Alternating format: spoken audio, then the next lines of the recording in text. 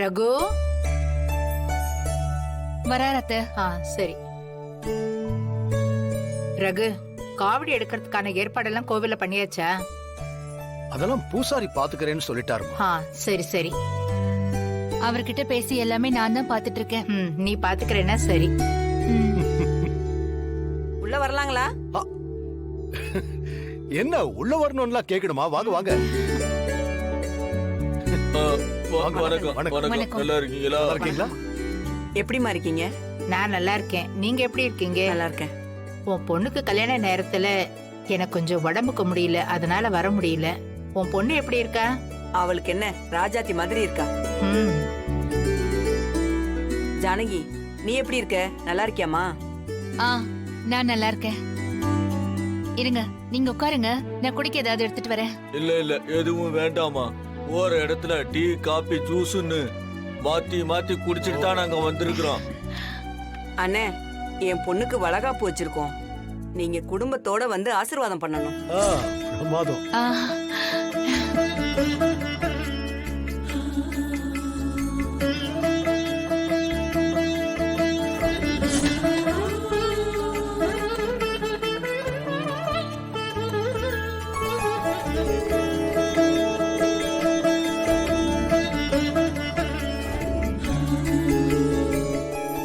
தனத்துக்கு எதுவும் விசேஷம் இல்லையா? இல்லம்மா, இப்பதான் 3 மாசம் ஆகுது. அப்படியா? ரொம்ப சந்தோஷம்மா. நாங்களும் எங்க பொண்ணு வளகாப்பு பத்திரிகை அடிச்சு கூப்பிடுவோம். நீங்க எல்லாரும் அவசியம் வந்து கலந்துக்கணும். கண்டிப்பா. சரிண்ணே. கண்டிப்பா குடும்பத்தோட வந்துடுறோம். அதுக்கு முதல்ல இவ கர்ப்பமா இருக்கணும்ல. தனம், உன் வீட்டுக்காரர் எங்கம்மா? ரைஸ் மில்லுக்கு போயிருக்காரு. அப்படியா? சரி சரி, வரங்க. மறக்காம கண்டிப்பா கண்டிப்பா வரோம். என்ன அதுக்குள்ள கிளம்பிட்டீங்க? இருந்து சாப்பிட்டு போலாம்ல. இன்னும் நாங்க சில இடத்துக்குலாம் போக வேண்டி இருக்கு. இன்னொரு நாள் நாங்க நிதானமா வரோம். வரங்க. அப்போ நாங்க கிளம்புறோம்ங்க. போயிட்டு வாங்க. வரமா. மா, வளகாப்புக்கு ஜட தைப்பாங்கல்ல, ஜானகிக்கு கூட நம்ம பண்ணிருக்கோம்ல. ஆமாப்பா, அது 5வது மாசம் தான் செய்வாங்க. இப்ப தனாவுக்கு 3வது மாசம் தானே நடக்குது. அதனால என்ன, 3வது மாசத்திலேயே ஜட தைச்சு நம்ம நலங்கு பண்ணலாம் இல்ல?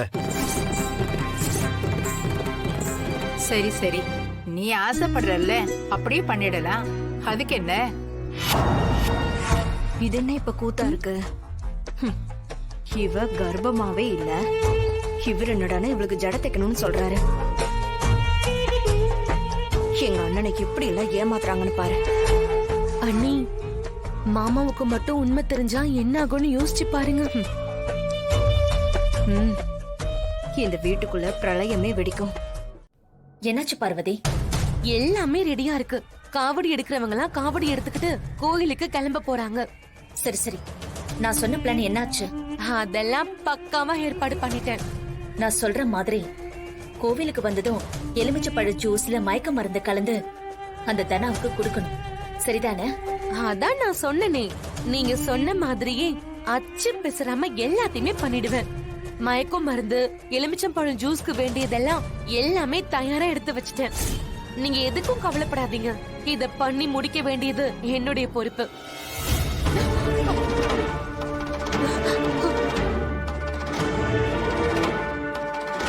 அம்மா, யார்கிட்டயா பேசிட்டு இருந்தியா? இல்லையே. இல்ல, ஏதோ போன் பேசுற மாதிரி இருந்துச்சு. யார்கிட்டமா பேசிட்டு இருந்த? ஆமாண்டா, நான் இருக்கிற கேடுக்கு போன் மட்டும் தான் இப்போ ஒரு குறை. கேக்குறான் பாரு. இல்லையே, நான் வரும்போது உன் கையில போன் மாதிரி ஏதோ இருந்துச்சு. டேய், என்கிட்ட எதிரா போனு பாரு, இங்க இருக்க. இல்லம்மா, நீ யார்கிட்டயும் போன்ல பேசிட்டு இருந்த மாதிரி தான் இருந்துச்சு. கரெக்டா சொல்றானே. அச்சச்சோ, வசமா மாட்டிக்கிட்டமே, கண்டுபிடிச்சிருவானோ. என்னாச்சு சித்தி? கட் ஆயிடுச்சு. என்னதான் பிளான் பண்ணிருக்கீங்க சித்தி? அந்த தனாவுக்கு மயக்க மருந்து கொடுத்து மயக்கம் போட வச்சு அங்க மருத்துவச்சிய வர வச்சு அவ கர்ப்பம் இல்லைன்னு கோவில்ல வச்சே அந்த ரகுராமுக்கு தெரிய வைக்க போறேன். பொண்ணுக்காக காவடி எடுக்க போற ரகுராம்க்கு தலையில இடி விழுந்த மாதிரி இருக்கு. அப்படியே நெஞ்ச புடிச்சுக்கிட்டு சரியறதுக்கு கூட சான்ஸ் இருக்கு. இன்னைக்கு ரகுராம் வீட்டுல பெரிய பூகம்பமே வெடிக்க போகுது. சூப்பர் சித்தி. முதல்ல அந்த பார்வதி முழுசா அந்த பிளான முடிச்சிட்டாளான்னு கேட்கணும். பேசிட்டு இருக்கும் போதே கட் ஆயிடுச்சு. அத்தை, நீங்க வந்து கற்பூரம் காமிங்க. ஜானகி, நான் இந்த வீட்டுக்கு பெரிய மனுஷியா இருக்கலாம், ஆனா இந்த வீட்டு மகாலட்சுமி நீதான். ரகு பெரிய வேண்டுதல் வச்சு இந்த பூஜையை பண்றான். அதனால நீயே எல்லாத்தையும் பண்ணுமா. ம். ம்.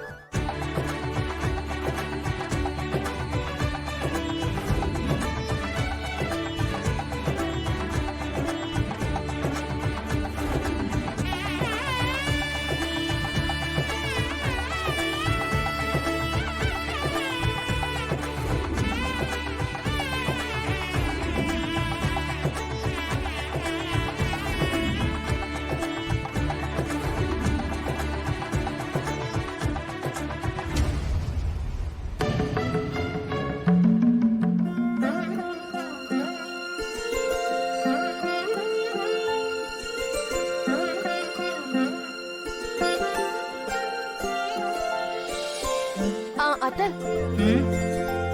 நீங்க அக்கா எல்லாரும் உங்க கூட போங்க. நானும் அண்ணியும் தேவையானதெல்லாம் எடுத்துக்கிட்டு வீட்டை பூட்டிட்டு வரோம். ம், சரி.